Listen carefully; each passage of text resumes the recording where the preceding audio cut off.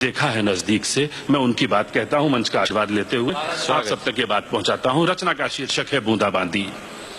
कि हमारे घर देर से पहुंचने पर बीबी इतनी जोर से भड़की गुरु कि हम समझ गए बरसात होने वाली है शुरू।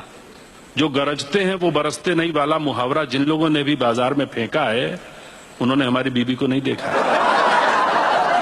जो गरजते हैं वो बरसते नहीं वाला मुहावरा जिन लोगों ने भी बाजार में फेंका है उन्होंने हमारी बीबी को नहीं देखा है। बदलते हर मौसम का अंदाज उसके चेहरे से लग जाता है और आने वाले तूफान का पता तो उसकी आंखों से ही चल जाता है। उस दिन भी आंखों से ऐसे ही संकेत उभर कर सामने आ रहे थे और हम बचने के लिए बहानों की छतरी लगा रहे थे, पर हवा के थपेड़े छतरी को तार तार कर रहे थे, हम पे चौतरफा वार कर रहे थे। बिजली अचानक जोर से कड़की।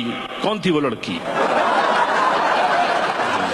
बिजली अचानक जोर से कड़की। कौन थी वो लड़की? हमने कहा लड़की कौन सी लड़की? बताया तो काम ज्यादा है, आजकल ऑफिस में ऑडिट आया है।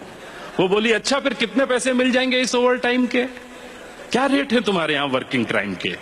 उस पैसे से हमें एक आध नई साड़ी दिलाओ या फिर कोई और बहाना बनाओ। मैंने कहा ये सच है, बहाना नहीं। वो बोली जाने दो, क्या इतने सालों में हमने तुम्हें जाना नहीं? वो बोली जाने दो, क्या इतने सालों में हमने तुम्हें जाना नहीं? अब की बादल गरजे तो दोस्तों पे हो रहे थे खर्चे। महफिल जमाई होगी, पूरे महीने की तनख्वाह एक दिन में उड़ाई होगी। महफिल जमाई होगी, पूरे महीने की तनख्वाह एक दिन में उड़ाई होगी। मैंने कहा तनख्वाह खत्म हुए तो हफ्ता बीत गया, पैसों का कटोरा तो कब का रीत गया। अब की घुमड़ी घटाएं तो हम बताएं, ले दे के रह जाता है सिनेमा, है ना? आज कौन सा टाकिज घूम लिया? बच्चों की किस फरमाइश का खून किया? आज कौन सा टाकिज घूम लिया? बच्चों की किस फरमाइश का खून किया?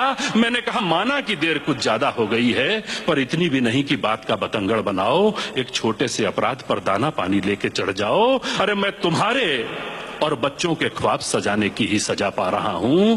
जिस देर से आने को तुम मेरी अय्याशी समझ रही हो, मैं उस वक्त में भी 4 पैसे कमा रहा हूं।